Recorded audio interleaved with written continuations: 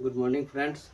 जैसा कि मैंने पहले से वादा किया था कि हम पर डे ऑनलाइन क्लास करेंगे, लेकिन किसी कारण बस बीच में नहीं हो पाए। लेकिन अब से हम लोग पर डे ऑनलाइन पढ़ेंगे, और जिसके लिए हम क्लास 10th के लिए मैथ के लिए लेके आएंगे।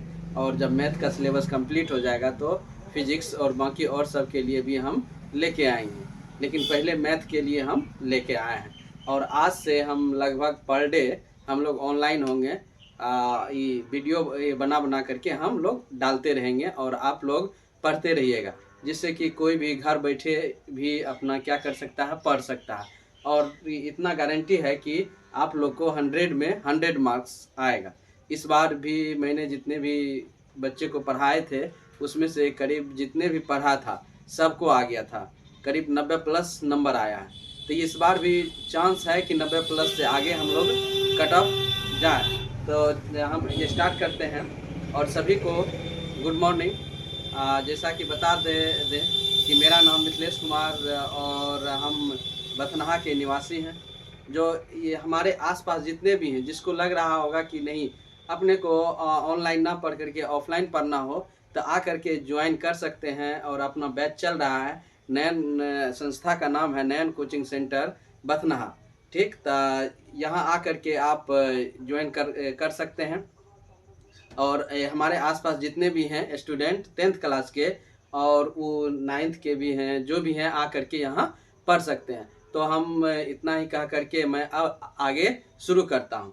तो आगे हम बोर्ड पे लिख दिए हैं class 10th math start lesson 1 से शुरू से करेंगे। और जो जो महत्वपूर्ण बोर्ड एग्जाम के लिए महत्वपूर्ण क्वेश्चन हम करने वाले हैं, जो जो वहाँ क्वेश्चन पूछेगा, पूरा क्वेश्चन गणित पढ़ने से कोई फायदा नहीं।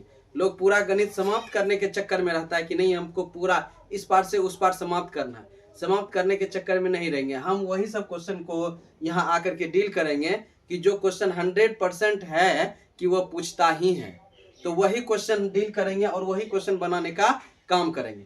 तो बोर्ड एग्जाम में और टारगेट है कि 100 में 100 लाना है, और मैथ में 100 में 100 आ जाता है। तो 100% गारंटी के साथ हम लोग पढ़ेंगे आज शुरू से। जब आज पिछले भी कुछ वीडियो हमने डाले थे, तो लेकिन अब वो जो भी हो गया, फिर जब भी हम वीडियो फेसबुक पे ऑनलाइन हुए थे तो कुछ ही महीने के लिए वो वीडियो था, लेकिन बाकी सब क्या हो गया, डिलीट हो गया। अगर मेरा यूट्यूब चैनल है मिथिलेश, मतलब मिथिलेश मैथ क्लासेस, इस पे सर्च कीजिएगा, मेरा फोटो आएगा, उसको सब्सक्राइब कर लीजिएगा, जिससे कि हम यूट्यूब पे भी ऑनलाइन पढ़ा सके। तो इसके लिए हम सबसे पहले आज हम देखते हैं कि संख्या के बारे में पूछता है। तो संख्या के बारे में देख लेते हैं। तो संख्या क्या क्या होता है, क्या क्या नहीं होता। संख्या से पहले अंक देख लेते हैं। अंक अंक अंक से क्या बनता है, संख्या। अंक से क्या बनता है, संख्या। अंक कितना होता है, 0 से लेकर के 9 तक के संकेतों को क्या कहते हैं, अंक कहते हैं। तो अंक से ही क्या बनता है, संख्या बनता है। जैसे कोई 99 डालना है, 90 प्रेस करता है, 85 प्रेस करता है, तो 0 से 9 तक के ही संकेत सिंबल में ही ये सब नंबर रहता है। उसी से हम निकाल करके संख्या बनाते हैं। अब संख्या में अब ये तो नहीं पूछेगा कि सम संख्या कौन है, विषम संख्या कौन है।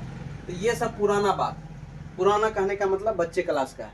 हम लोग 10th क्लास या स्टैंडर्ड क्लास हो जाता है। तो इस क्लास के लिए हम पढ़ेंगे। तो सम तो जानते करते हैं, जिस संख्या में 2 से पूरा पूरी भाग लग जाए, जिस संख्या में 2 से पूरा पूरी डिवाइड हो जाए वह सम संख्या कहलाता है। जिसमें 2 से पूरा पूरी भाग नहीं लगे तो वह विषम संख्या कहलाता है। तो 2 से पूरा पूरी भाग नहीं लगने, या तो इसका ये भी होता है परिभाषा, इकाई के स्थान पे 1, 3, 7, 9, 5 ये सब संख्या रहेगा। तो ये सब संख्या 2 से भाग नहीं लगेगा। इसका एक और होता है, इकाई के स्थान पर 0, 2, 4, 6, 8 इतना संख्या रहेगा तो ये सम संख्या कहलाएगा। और इतना संख्या रहेगा इकाई के स्थान पे तो ये सब कौन सा संख्या कहलाएगा, विषम संख्या कहलाएगा। तो अब ये तो सम विषम हो गया। इसके आगे जो पूछता है, एक हो गया, चलते हैं प्राकृत संख्या। प्राकृत भी पढ़ लेते हैं, प्राकृत संख्या। तो प्राकृत संख्या किसे कहते हैं जानते हैं। तो 0 मतलब 1 से लेकर के अनंत तक, 1 से लेकर के अनंत तक की संख्या को कहने का मतलब हुआ गिनती की संख्या को, गिनती की संख्या को क्या कहते हैं? प्राकृतिक संख्या। जब हम गिनते हैं तब जब गिनने का जब प्रचलित हुआ तो हम 0 से काउंट नहीं करते हैं, हम 1 से काउंट करते हैं। तो 1 से जब भी काउंट करेंगे तो वह कौन का संख्या कहलाएगा? प्राकृतिक संख्या कहलाएगा। इसी के बगल में आता है पूर्ण संख्या। कौन सा संख्या? पूर्ण संख्या। तब पूर्ण संख्या किसे कहते हैं? तो गिनती की संख्या में शून्य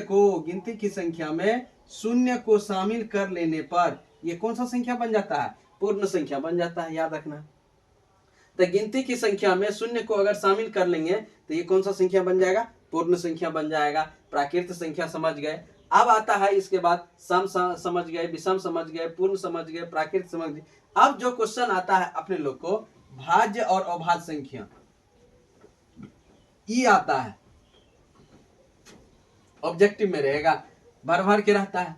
कौन सा इसमें अभाज्य है, कौन सा भाज्य है?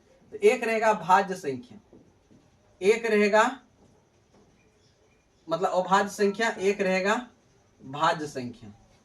ये दोनों पूछता है कभी कभी। अब अभाज्य संख्या किसे कहते हैं? जिनका केवल 2 गुणनखंड हो, जिसका केवल 2 ही गुणनखंड हो, इसमें 2 से अधिक गुणनखंड हो, बस यही समझने का है।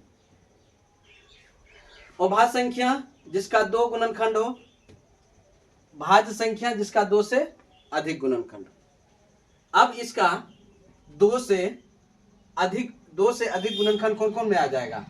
4 में आ जाएगा, 6 में आ जाएगा, 8 में आ जाएगा, 9 में, 10, 12, लगातार लेते चले जाएंगे। तो कहने का मतलब हुआ 4 में कौन कौन संख्या से डिवाइड हो रहा है? 1 से होगा, 2 से होगा, 4 खुद काटेगा। तो 2 से अधिक हो गया ना, 1, 2, 3, तीनों हो गया। अगर कोई कहता है कि सर हम 3 लेंगे, तो 3 में 1 और 2 ही ना आता है, तो ये नहीं होगा। तो याद रखना है। तो जिसका 2 से अधिक गुणनखंड हो, जैसे हम 10 पकड़ लेते हैं, 10 में 1 से भाग लग जाएगा, 2 से लगेगा, 5 से लगेगा, खुद 10 काटेगा। तो कितना संख्या होगा गुणनखंड? तो 4 गो हो गया इसमें। 2 से अधिक तो यही होता है, उसको कहेंगे भाज्य संख्या। अभाज्य संख्या जैसे हो जाएगा 2 हो जाएगा, 3 हो जाएगा, 3 के बाद 5 हो जाएगा, 5 के बाद 7 हो जाएगा, 7 के बाद 11 हो जाएगा, डैश डैश 13 मतलब 13 हो जाएगा, चलते चले जाएंगे। कहने का मतलब हुआ इसका केवल 2 ही गुणनखंड होना चाहिए। कितना गुणनखंड? 2 गुणनखंड। जैसे 2 में डिवाइड करेंगे तो या तो 1 काटेगा या तो 2 काटेगा, 3 में भी या तो 1 या तो 3, 5 में भी या तो 1 या तो 5, 7 में भी या तो 1 या तो 7, यही सब काटेगा। तो इस सब संख्या को क्या कहेंगे? अभाज्य संख्या। और इस सब संख्या को क्या कहेंगे? भाज्य संख्या। यही पहचानने का नियम रहेगा। तो याद रखना, वहां देखना है कि जो कट रहा है, जो 1 या 2 मतलब किसी संख्या से कट गया 1 के छोड़ करके, तो वो उसको भाज्य संख्या में दे देंगे। आज जिसमें देखेंगे सिर्फ 1 और खुद संख्या काट रहा है, वह हो जाएगा अभाज्य संख्या। जैसे क्वेश्चन कर देगा 15, 16, 19, 20। अब इसमें पूछेगा कौन सा अभाज्य संख्या है, इसी टाइप से पूछेगा। तो अब हम देखते हैं 15 में 3 से भी कट रहा है, 3 से भी जा रहा है, 5 से भी जा रहा है, बस हो गया। 1 से भी जा रहा, ज्यादा नहीं देखना, बस हो गया। 16 में देखते हैं 1 से काट रहा है, 2 से, 4 से, बस छोड़ देंगे। 19 में देखते हैं तो कौन कौन काट रहा है? 1 काट रहा है और 19 के टेबल में 19 जो है, 19 सिर्फ एक से कट सकता है और सिर्फ 19 के टेबल से कट सकता है, बाकी और किसी। अब 20 तो और किसी से कट सकता है, 1 से, 2 से, 10 से, 5 से, 4 से, देखिए कितना से कट गया ना। तो ये इसीलिए ये सब संख्या भाज्य संख्या कहलाएगा। ये सब जितना भी है ये सब कौन सा का संख्या कहलाएगा? भाज्य संख्या कहलाएगा। ये 19 कौन सा संख्या कहलाएगा? अभाज्य संख्या कहलाएगा। अब इसके बाद जो आता वी आई है, V I, very very important question. इसी टाइप से क्वेश्चन पूछेगा। हम काहे ने पढ़ लेंगे इतना अच्छा से, ज्यादा पढ़ने के चक्कर में नहीं रहेंगे, कम पढ़ेंगे ज्यादा नंबर लाएंगे, वही बात है। इसके बाद आता है जो मेन है परिमेय और अपरिमेय संख्या।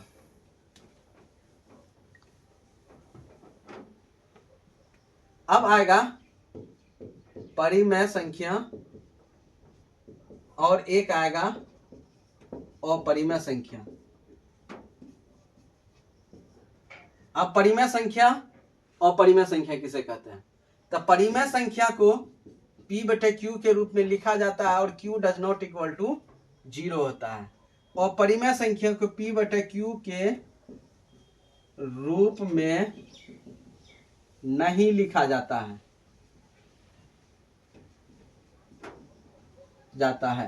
एक तरह से और भी हम समझ सकते हैं, जिसका वर्गमूल टूट जाए,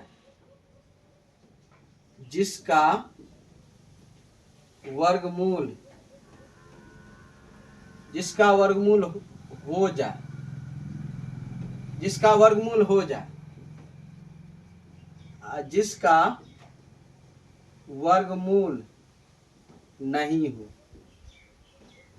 जिसका वर्गमूल नहीं हो वह अपरिमेय, जिसका वर्गमूल टूट जाए वह परिमेय। जैसे कोई लिखेगा, मान लेते हैं 5/7 4 3 √2। अब इसमें से कहेगा कि कौन सा अपरिमेय संख्या, अपरिमेय का बात करेगा। तो अपरिमेय संख्या लिखे हैं जिसका वर्गमूल नहीं हो। 2 का वर्गमूल नहीं होता है। आप कहिएगा कि हाँ होता है, लेकिन 2 का वर्गमूल जब भी होता है तो दशमलव में आता है। तो दशमलव वाला अंक नहीं लेना है, पूरा डिजिट लेना है, पूर्ण होना चाहिए, दशमलव फ्रैक्शन में नहीं होना चाहिए। तब पूर्ण जैसे हो जाएगा, √4 का वर्गमूल कितना होगा 2, ये हुआ। √3 का वर्गमूल कितना हुआ 3, मतलब √9 का वर्गमूल 3 हुआ। √16 का वर्गमूल कितना हुआ 4 हुआ। ये सब हो सकता है। जैसे रूट मतलब 2 का 3 का जो वर्गमूल 2 का होता है 1.41 कुछ होता है। तो ये सब नहीं होगा, ये सब नहीं होगा। तो जिसका वर्गमूल पूरा नहीं टूटे वह क्या कहलाएगा? अपरिमेय। जिसका वर्गमूल टूट जाए वह क्या कहलाएगा? परिमेय कहलाएगा। अब इसमें से बाकी देखिए, 5/7 4 3 और √2 ये अलग है, बाकी ये सब एक ही जाति का है। तो ये सब कहलाएगा परिमेय, ये सब क्या कहलाएगा? परिमेय, और ये कहलाएगा अपरिमेय। ये सब क्वेश्चन रहेगा भर के, ऑब्जेक्टिव में खूब रहेगा, काहे ना हम हल्का हल्का बना लेंगे। अब इसी में क्वेश्चन पूछ देता, 9th क्लास में जब पढ़े थे कि 0 0 1 क्या है? परिमेय संख्या है। तो 0 1 परिमेय संख्या है। अपरिमेय संख्या मतलब कैसे है परिमेय संख्या? तो 0 को हम 0/1 भी लिख सकते हैं, 0/10 भी लिख सकते हैं, 0/500 भी लिख सकते हैं, कितनों लिख सकते हैं। हर में कितनों लिख सकते हैं, उससे कोई फर्क नहीं पड़ेगा। इसका रिजल्ट जब निकलेगा तो 0 ही लिख। कहने का मतलब हुआ ये, जब हम कभी एग्जाम देने जाते हैं तो क्वेश्चन जब देता है, एग्जाम में जब क्वेश्चन मिलता है तो क्वेश्चन मिला 100, एक भी नहीं बनाए, तो सर क्या करते हैं 0/100 लिख देता है और कह देता है कि तुमको 0 नंबर मिला। तो 100 में 0 नंबर मिला, तो हुआ कि नहीं? कहने का मतलब हुआ, परिमेय संख्या कह रहा है कि Q 0 नहीं होना चाहिए। Q को हम लोग बचपन में पढ़े थे, इसको बोल सकते हैं अंश बटे हर। तो हर 0 नहीं होना चाहिए, हर क्या होना चाहिए? 0 नहीं होना चाहिए। यहाँ देखिए हर 0 है, यहाँ भी 1 है, यहाँ 10 है, यहाँ क्या है 100 है। तो हर 0 यहाँ 500 है, तो हर 0 नहीं होना चाहिए। जखनी हर 0 हो गया तो वह परिमेय संख्या नहीं कहलाएगा। जैसे हम लिखते हैं 5/0 को लिख देंगे, ऐसे लिखेंगे तो इसको हम लिखते हैं अपरिभाषित, इसको हम डिफाइंड नहीं कर सकते हैं। तो याद रखना अपने को, पहचानने का नियम इसी तरह से पकड़ेंगे और सॉल्व करेंगे। कभी कभी आंसर में सॉल्व करने के लिए भी दे देता है कि इनमें से कौन सा परिमेय संख्या है और कौन सा अपरिमेय संख्या है, तो वो हम बता देंगे। अब आता है वास्तविक संख्या। कौन सा संख्या? वास्तविक संख्या। इससे पहले एक और आता है पूर्णांक, वो भी बता देते हैं। तब एक आता है पूर्णांक। पूर्णांक किसे कहते हैं? जिसमें धनात्मक और ऋणात्मक दोनों शामिल हो, धनात्मक और ऋणात्मक दोनों शामिल हो, उसे कहते हैं पूर्णांक। इसी के बगल में लिख देते हैं वास्तविक संख्या। वास्तविक संख्या जिसमें परिमेय और अपरिमेय, परिमेय और अपरिमेय दोनों शामिल हो, उसे वास्तविक संख्या कहते हैं। और जिसमें प्लस और माइनस दोनों शामिल है उसे पूर्णांक कहते हैं। बस इतना ही। और आज जो पहला लेसन जो है अपने लोग का, पहला लेसन में मोसो निकालने के लिए कहता है। बचपन में जो पढ़े थे भाग विधि से मोसो, और ये क्वेश्चन भी आई है, ये भी आई मोसो, जिसको बोलते हैं HCF। और ये 2 नंबर में पूछता है। 2 नंबर में सब्जेक्टिव का बात करें तो ऑब्जेक्टिव भी पूछता है। तो कहीं ना कहीं इससे हमको लगता है 5 या 6 नंबर का क्वेश्चन इस यूनिट से रहता है, बहुपद से 5 से 6 नंबर का रहेगा। ठीक, उससे भी ज्यादा का हो सकता है, क्योंकि एक पर एक फ्री है। तो कहने का मतलब 50 क्वेश्चन में अपने को 100 क्वेश्चन मिलेगा। मतलब 50 क्वेश्चन डील करना है तो 50 क्वेश्चन में 100 क्वेश्चन मिलेगा। तो 100 क्वेश्चन में 50 को बनाना है, तो वह कहीं से भी कितनों यूनिट से दे देता है, कहना मुश्किल है, लेकिन सब यूनिट से कुछ ना कुछ रहता है। तो आज देखेंगे ये मौसम। और इसके बाद सबसे रीढ़, जैसे अपने लोग का शरीर का, मनुष्य का जो मेन है ये रीढ़ है, ये इसी पे ये खड़ा है। अगर ये टूट जाए, ब्रेक हो जाए, अगर ये नॉर्मल हो जाए तो ये झुक जाएगा। उसी तरह से ये गणित में त्रिकोणमिति है। त्रिकोणमिति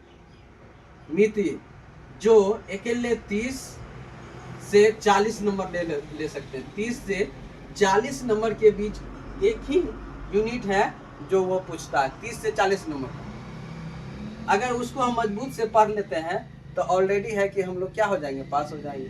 पास होने के लिए 30 नंबर, और 30 नंबर एक ही ये है त्रिकोणमिति जो दे रहा है।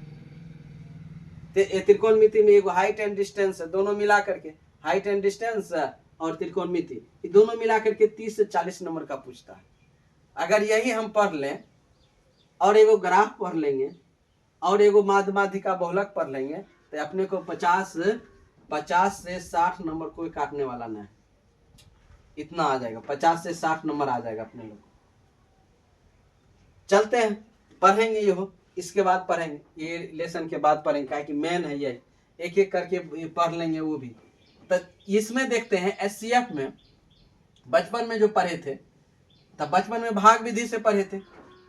एगो जानते हैं, भाज्य बराबर सूत्र होता है, भाज्य बराबर भाजक गुना भागफल जोड़ शेषफल, यही पे बनेगा। इसको बोलते हैं A, इसको बोलते हैं B, इसको बोलते हैं Q, इसको बोलते हैं R। जो जो संबंध है उसको लिख दिए। तो यही हो गया यूक्लिड विभाजन एल्गोरिथम विधि से, इसी का नाम हो गया यूक्लिड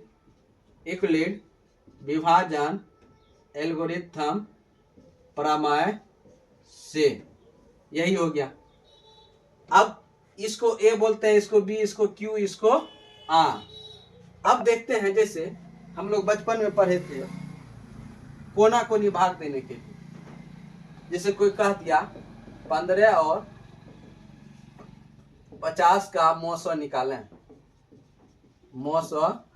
आज यही टा क्वेश्चन पढ़ेंगे, उसके बाद फिर कल निकालें।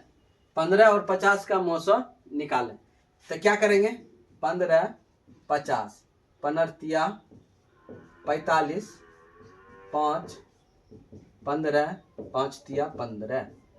तो इसका मौसो यहाँ निकल के आया 5, आया कि नहीं आया। तो ये भाग विधि बनाते थे, और इसमें तब नया घर बनाते हैं जब जिससे भाग देंगे जो शेषफल आया, तो हमेशा भाग देने वाले से शेषफल छोटा होना चाहिए। शेषफल क्या होना चाहिए, छोटा। अगर छोटा नहीं होगा तो फिर हम एक बार भाग देंगे। यहाँ शेषफल क्या छोटा है, तो इसीलिए हम एक घर बनाए, उसको डाल दिए, बस। तब फिर वो अगर यहाँ नहीं कटता तो फिर हम आगे घर बनाते, तो बनाते जाएंगे, जहाँ कट गया बस छोड़ देंगे। तो उसी तरह से यहाँ लिखेंगे। यहाँ क्या लिखेंगे, तो यहाँ लिखेंगे यूक्लिड, इसको मिटा देते, समझ में आ गया होगा। भाज्य बराबर भाजक गुना भागफल जोड़ शेष, उसी को कह दिया A बराबर BQ प्लस R, इसी को कहते हैं यूक्लिड परिमेय से।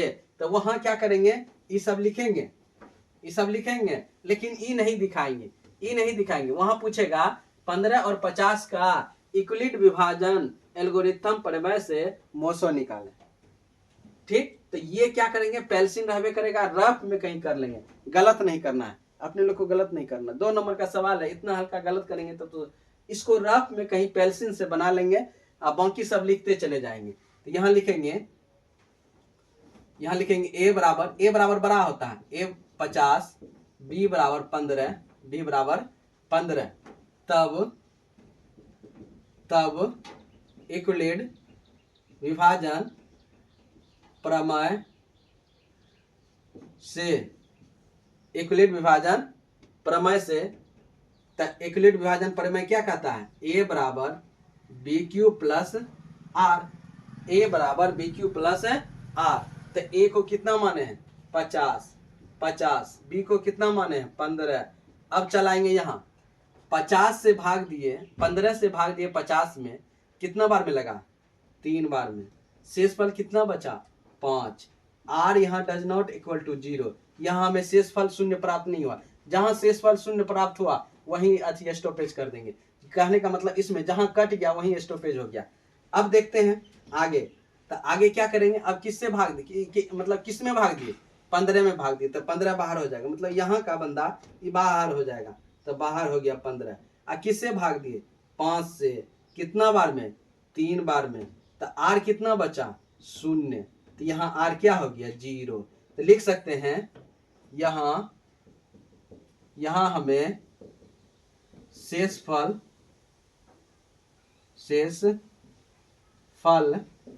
शून्य प्राप्त हुआ, तब 15 और 50 का मौसम अब किससे भाग दिए 5 से, तो आ गया बराबर 5 हो गया आंसर।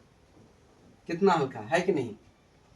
इसी तरह से अपने को बनाना है और बाद में इसको क्या करना है, इसको कहीं क्वेश्चन पे बना लेना है, क्वेश्चन के पीछे देता है जगह खाली, उसी पे बना लेना है, नहीं तो पीछे पेज पर पेंसिल से बना लेना है और उसको इरेज कर देना है। इसी तरह से बनाना है और ये अपने को 2 नंबर दे करके आ जाएगा। कितना आसान था। इसी तरह से ऑब्जेक्टिव में भी पूछता है, ऑब्जेक्टिव में भी भर भर के पूछता है। इस बार भी पूछा गया क्वेश्चन था। अब क्वेश्चन पूछने का तरीका है, तो क्या करेगा, ए बराबर 10 दे देगा, बी बराबर 9 दे देगा, 9 है, बी बराबर 9 पूछ देगा, क्यू बराबर दे देगा, क्यू बराबर 5 दे दिया, कह देगा आर बराबर व्हाट, आर बराबर पूछ दिया। तो अब क्या करेंगे, यहां से आर निकालेंगे। तो ये ऑब्जेक्टिव क्वेश्चन में है, ऑब्जेक्टिव क्वेश्चन में ये दे देगा। यदि इस बार भी क्वेश्चन दिया था 1 नंबर में, अगला साल भी देगा। तो ए बराबर 10, बी बराबर 9, क्यू बराबर 5, आर बराबर व्हाट। तो यही सूत्र लगाएंगे, ए बराबर बी क्यू प्लस आर। ए कितना 10, बी मतलब बी 9, क्यू 5 प्लस आर। तो 10 बराबर 9 पचे 45 प्लस आर। अब ये इधर आ गया, 10 - 45 बराबर आर। तो आर बराबर कितना आ गया, यहाँ -35 आर हो गया। शेषफल -35 प्राप्त हुआ। कोई बात नहीं है, यहाँ हम छोटा लिए, ए क्या कर लिए, छोटा ले लिए। तो ए जब भी लेंगे तो थोड़ा सा बड़ा, मतलब शेषफल इतना हो गया तो इससे बड़ा हो गया, तो कोई दिक्कत नहीं, जितना आया। अब आ गया -35, तो क्या करेंगे, -35 हो गया शेषफल। बस इसी तरह से अपने को क्या करना है, सॉल्व करना है। आज इसको रगड़ लेना है और बना लेना है। पहला लेसन में यही है, इससे अब क्वेश्चन आगे नहीं जाएगा। जितना है ये इसी स्टेप पे बनते जाएगा। और ये 2 लाइन का था तो दो स्टेप गया, अगर 3 लाइन का होगा, 4 लाइन का होगा, जितना होगा ये स्टेप बाय स्टेप हम लोग क्या करते जाएंगे, बढ़ाते जाएंगे। जहां आर शून्य हो गया वहां अपने का मौसम निकल गया, जहां आर शून्य हुआ तो मौसम निकल गया। तो यही देखना है। तो इस तरह से कहीं रफ में बना लेना है। अगर रफ में इस तरह से बना लिए तो हम लोग को गलती नहीं होता। और एक तरह से चेक कर सकते हैं, अगर डायरेक्ट पूछ दिया ऑब्जेक्टिव में इतना का मौसम कितना होगा, 15 50 का मौसम क्या होगा, एलसीएम भाग विधि द्वारा बना देंगे। ऐसे ही डायरेक्ट मतलब ऐसा संख्या मतलब अंक से लगाएंगे कि एक बार में दोनों कट जाएगा, और दूसरी बार जब भी कटे तो कोई ऐसा संख्या से नहीं कटे जो दोनों काटे, जिसको दोनों काटे। जैसे 5 से काटेंगे तो 5 × 15, 10 × 5 50। अब इस संख्या में किसी और से भी भाग देंगे, किसी और से भी देंगे। जैसे 3 से देंगे तो 3 कटेगा, 10 नहीं कटेगा। 2 से देंगे 3 नहीं कटेगा, 10 कटेगा। तो मौसम मेरा यही हो गया, जिससे जहां तक कट जाए वही हो गया। अगर गलती से मान लेते यहाँ रहता 15, क्या रहता 15, तो 5 तिया 15, 15 आ गया। फिर भी मोसो क्या निकलता अपने लोग का, 5 ही निकलता है, क्योंकि यहाँ जब भी भाग देंगे, अगर 3 से भाग देंगे तो इसको भी खाना चाहिए था, इसको मतलब इसमें भी भाग लगना चाहिए, लेकिन इसमें 3 से भाग नहीं लगेगा, तो इसीलिए हम इसमें भाग क्या करेंगे, नहीं देंगे, आगे भाग देवे नहीं करेंगे। तो जितना बचेगा नीचे भाग देने के बाद देखेंगे फिर संख्या से भाग लग रहा, ट्राई करेंगे, अगर लग जाएगा तो ठीक है, नहीं लगेगा तो कोई बात नहीं है, उससे ऊपरे हो गया अपने लोग का मौसम, यही हो गया। तो इसी टाइप से पूछेगा। और इसमें पहला यूनिट का ये चैप्टर पूरा आज समाप्त हो गया। इसी तरह से पर डे हम लोग एक एक चैप्टर लाएंगे और एक एक क्वेश्चन डील करेंगे जो क्वेश्चन बिहार बोर्ड में आता है, और इस बार भी पक्का है कि आना ही है, मतलब ना तो हो ही नहीं सकता। मौसम इक्विलेट विभाजन एल्गोरिथम द्वारा ना नहीं हो सकता, हाँ हो सकता है, ये आएगा कहीं ना कहीं। किसी के फर्स्ट सिटिंग में पहले ये नंबर भी मिल जाता है, किसी के सेकेंड सिटिंग में 12, 10, 15, 20 नंबर पे रहता है, कोई बात नहीं, तो कहीं ना कहीं ये जरूर रहेगा, ऑब्जेक्टिव में हो चाहे सब्जेक्टिव में हो। इससे पहले परिमेय बता दिए, अपरिमेय बता दिए, और एक चीज परिमेय और अपरिमेय में लिख देता है कि लिख देगा यहाँ लिख देगा पाई क्या है, परिमेय है कि अपरिमेय है, तो पाई एक क्या है, अपरिमेय, याद रखना अपने लोग को, पाई एक अपरिमेय है, लेकिन पाई का मान जब 22/7 होता है तो ये क्या कहलाएगा, परिमेय संख्या कहलाएगा। क्या कहलाएगा, परिमेय संख्या। तो कोई दिक्कत समझने में, पाई एक अपरिमेय संख्या है और 22/7 एक परिमेय संख्या है। और थोड़ा बहुत जो बचा वो हम कल लेके आएंगे। तो इतना ही बोल करके मैं अपनी वाणी को विराम देता हूँ। जय हिंद और जय भारत।